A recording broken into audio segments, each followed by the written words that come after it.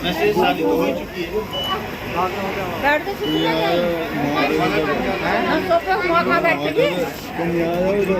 अरे बातें ना करें।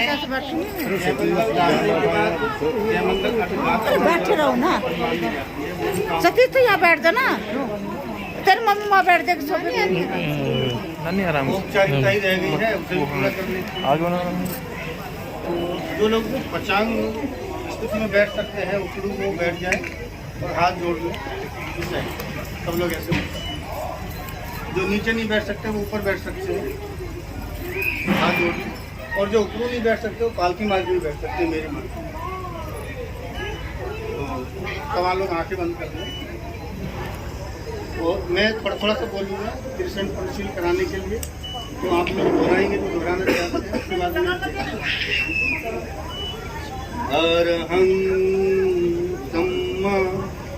अरहं सम्मा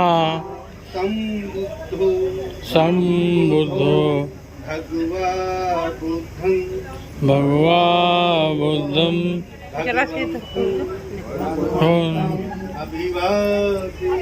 अभिवादि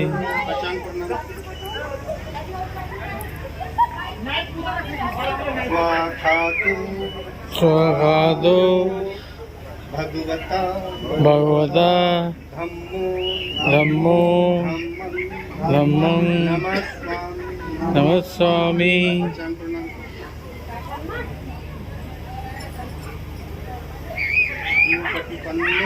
श्रीपन्नो भगवतो पावति संघं नमामि।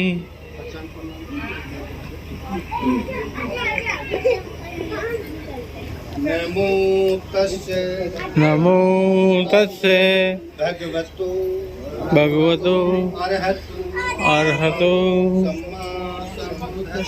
सम्मा संबुद्धस्य नमो तस्से भगवतो अरहतो सम्मा संबुद्धस्य नमो तस्से भगवतो अरहतो सम्मा संबुद्धस्य। बुद्धं शरणं गच्छामि संघं शरणं गच्छामि संघं शरणं गच्छामि द्वितीयं शरणं गच्छामि तृतीयं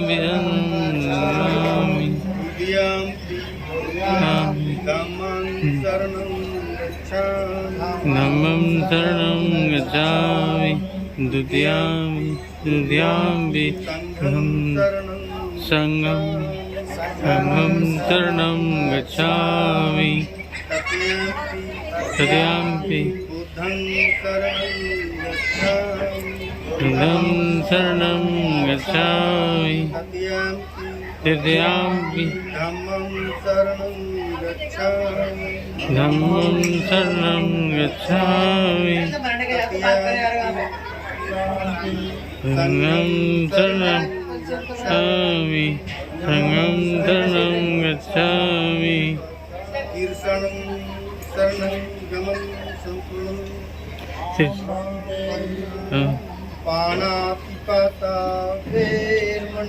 पादानिपाता वेदमणि शिक्षापदं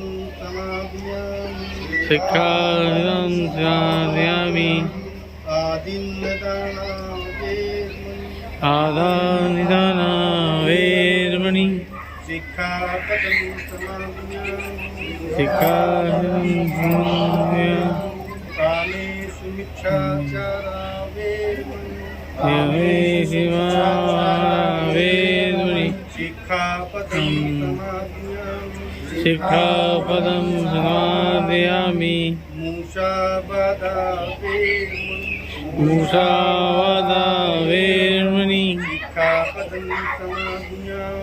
सिक्खापदं समादयामि सुरामेत मजपमात खाना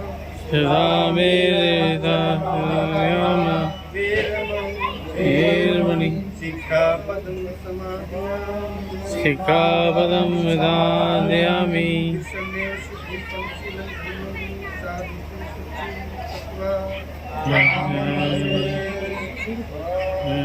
साधु साधु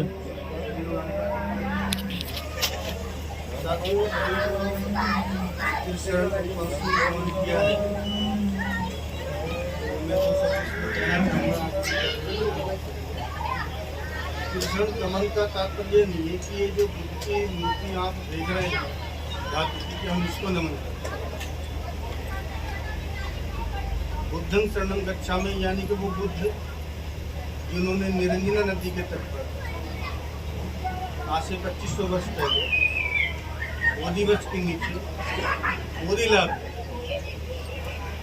अपने मोह को भगन किया, ईर्ष्या को भगन किया, द्वेष को भगन किया और भगन करने के बाद वो बुद्धत्व को प्राप्त बुद्ध बने। आम भाषा में हम कह सकते हैं सर्वज्ञानी। ये मूर्ति ये सिर्फ एक प्रतीक है। यह समझने के लिए 2500 साल पहले हमारे जो महापुरुष थे बुद्ध वो कैसे दिखते होंगे, वो इस प्रकार होंगे। ये जो मूर्ति है सबसे पहले कुषाण सम्राट कुषाण कनिष्क ने बनवाई थी। कुषाण तब से भिन्न प्रकार की मूर्तियाँ बनती चली आ रही है। सही बुद्ध का क्या स्वरूप है ये कोई नहीं, सिर्फ एक प्रतीक है वो हम देख रहे हैं। और धम्म का मतलब होता है नैतिकता, यानी कि धम्मं शरणं गच्छामि, यानी कि हम लोग नैतिकता की शरण में जा रहे हैं। हम कोई ऐसा कार्य नहीं करेंगे जो अनैतिक हो, जिससे समाज की हानि हो, जिससे देश की हानि हो और जिससे हमारे बुद्ध धर्म संघ की हानि हो। हम ऐसा कोई कार्य नहीं करेंगे, इसलिए हम धम्म की शरण संघं शरणं गच्छामि। बहुत कम लोग जानते हैं जब बाबा साहब डॉक्टर अम्बेडकर ने धम्म ग्रहण किया तो उन्होंने 2 शरण किया था। धम्म शरण 2 लिया था, बुद्धं शरणं गच्छामि, धम्मं शरणं गच्छामि। लेकिन संघ शरण गच्छामि बाबा साहब ने नहीं बोला। उनका तात्पर्य था कि संघ की स्थापना तो है ही नहीं है। तो लेकिन हम तीव्र शरण कह रहे, संघ का तात्पर्य ये नहीं है। संघ कई प्रकार का होता है। एक तो भिक्षु संघ होता है जो गृह त्यागी होता है, वो बुद्ध विहारों में रहता है। एक समाज होता है गृहस्थ का। हम जो बैठे हैं हम संघ हैं, जितने भी लोग बैठे हैं सब संघ के सदस्य हैं। तो इस संघ के हम शरण जा रहे हैं। इसका तात्पर्य ये हुआ कि हम कोई भी काम तानाशाही से नहीं करेंगे। हम परिवार में समाज में जो भी कार्य करेंगे हम संगति करेंगे।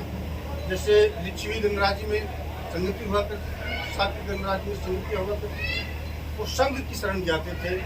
और हम आज प्रतिज्ञा करते हैं कि आज चाहे वो पारिवारिक मैटर हो, चाहे वो समाज का कोई भी बात हो, हम लोग संघ को इकट्ठा करके सामूहिक चर्चा करके कोई काम करेंगे तो हमारी परिवार की, हमारे देश की, हमारे समाज की उन्नति होगी।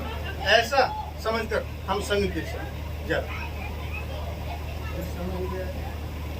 आगे पंचशील जो आपने ग्रहण किया है, पाणातिपाता वेरमणि सिक्खापदं समादयामि, अर्थात मैं मन वचन कर्म से बिना कारण के प्राणी हिंसा नहीं।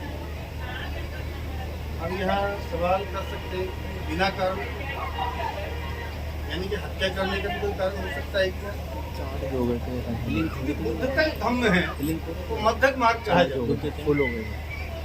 जैसे कि जब बुद्ध को सिद्धार्थ राजकुमार को ज्ञान प्राप्ति नहीं हुआ, 6 वर्ष हो गए, वो जंगल में भटकते रहे। एक बंजारा उनको मिला। उस बंजारे के पास एक वीणा थी, वो वीणा के तार कस रहा था बंजारा। तो बुद्ध ने पूछा कि आप क्या कर रहे हैं? मैं इस वीणा के तारों को कस रहा हूँ।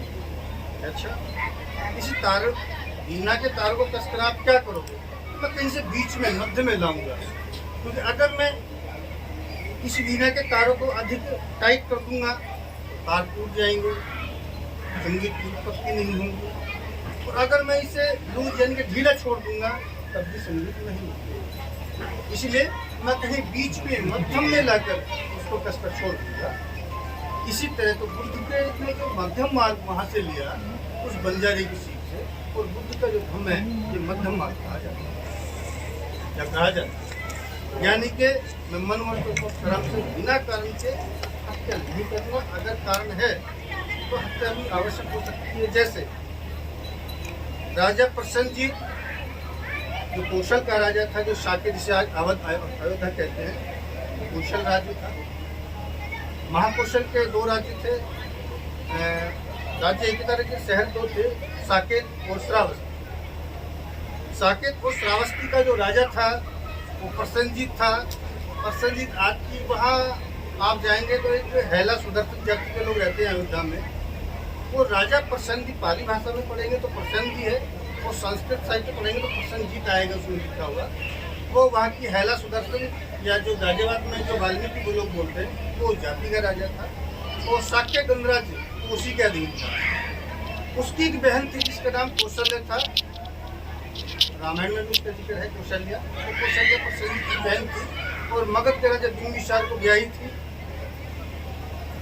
तो ये जो प्रसन्नजीत था ये अक्सर अपने जीजा जो मगध का राजा बिंबिसार था उस पर आक्रमण कर दिया करता था, उसकी सीमा को अपनी सीमा में मिलाना चाहता था। तो परेशान हो करके एक बार राजा बिंबिसार बुद्ध की शरण में आए और बुद्ध से कहा मैं बड़ा परेशान हूँ। अच्छा कैसे? ये राजा प्रसन्नजीत है,